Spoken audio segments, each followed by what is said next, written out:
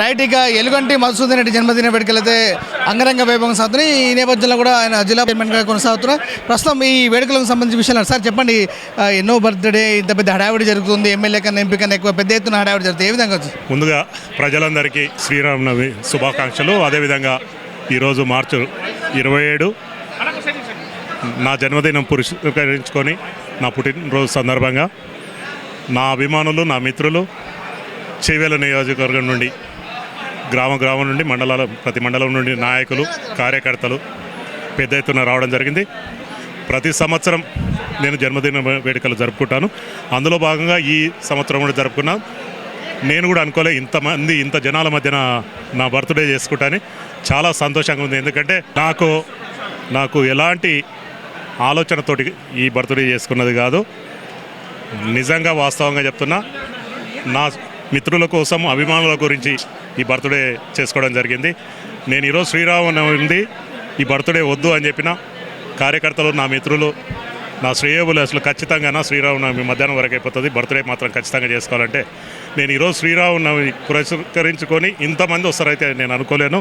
వేల సంఖ్యలో వచ్చి నాకు జన్మదిన శుభాకాంక్షలు తెలిపినందుకు ప్రతి ఒక్కరికి పేరు పేరున నా యొక్క ధన్యవాదాలు.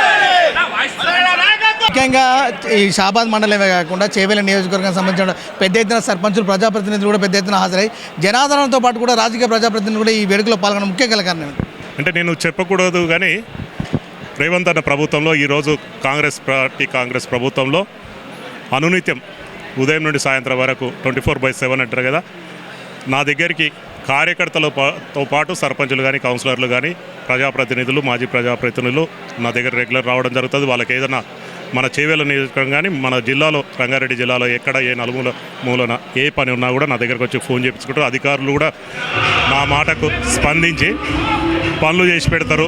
నేను అనుకుంటా నా మీద అభిమానంతో ఇంతమంది వచ్చారని నేను చాలా సంతోషంగా ఉన్నాను. అంత క్రేజ్ మీకే ఉన్నట్టు కూడా పెద్ద ఎత్తున ఈ ప్రజలు, మీ కార్యకర్తలు తెలియజేస్తారు, ఏ విధంగా అనిపిస్తుంది?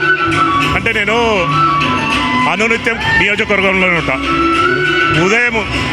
ఉదయం లేచినప్పటి నుండి సాయంత్రం 5-6 గంటల వరకు ప్రజల మధ్యనే ఉంటా. నేను చేవేల నియోజకవర్గంలో 5 మండలాలు, నవపేట తక్కువ పోతా కానీ, శంకర్పల్లి కానీ, చేవేల కానీ, మొయినాబాద్, షాబాదు, ప్రతిరోజు నేను ప్రజల మధ్యనే ఉంటా. నా కార్యకర్తలకు అందుబాటులో ఉంటా.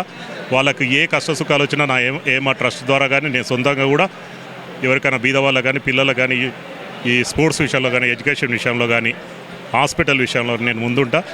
నా మీద అభిమానంతో ఈరోజు మన చేవేల నియోజకవర్గం రిజర్వ్డ్ నియోజకవర్గం, నాకు అలాంటి ఆలోచన లేదు.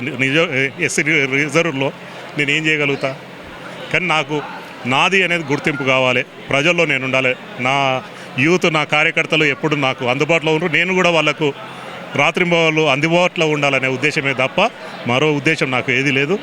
మా మిత్రులందరికీ సేవ చేసిన అనే తృప్తి ఉంటే చాలా సంతోషం, నాకు అదే సంతోషం. ముఖ్యంగా చివరిగా ఒక ప్రశ్న, ఇటీవల రేపు నెక్స్ట్ ఒక నెల తర్వాత కూడా మంత్రివర్గ విస్తరణతో పాటు కూడా కీలకమైనటువంటి నామినేటెడ్ పోస్టుల భర్తీల విషయంలో కూడా ముఖ్యంగా ఎలుగంటి మధుసూదన్ మాట వినిపిస్తున్నట్టు సమాచారం కూడా దీనిపై మీ అభిప్రాయం? నాకు ఇప్పటివరకు అయితే తెలియదు. అధికార పార్టీ కాంగ్రెస్ పార్టీ కానీ, రాష్ట్ర ప్రభుత్వం కానీ అలాంటి ఆలోచన చేస్తే అయితే ఖచ్చితంగా, ఎందుకంటే ప్రజలకు సేవ చేసుకుంటూ ప్రజల మధ్యనే ఉంటారు. ఇప్పుడు కూడా ఇంటెలిజెన్స్ కానీ, అధికారులు కానీ, ప్రభుత్వంగా నా గురించి తెలుసు. ఎందుకంటే ప్రజల మధ్యనే ఉదయం నుండి సాయంత్రం వరకు ఉంటా. నాలాంటి వానికి ఇస్తే నిజంగా కూడా ఇంకా సేవ చేస్తా అని ఈ అవకాశం గిట్ట నాకు ఇచ్చినట్టుంటే సేవ చేసుకుంటాను.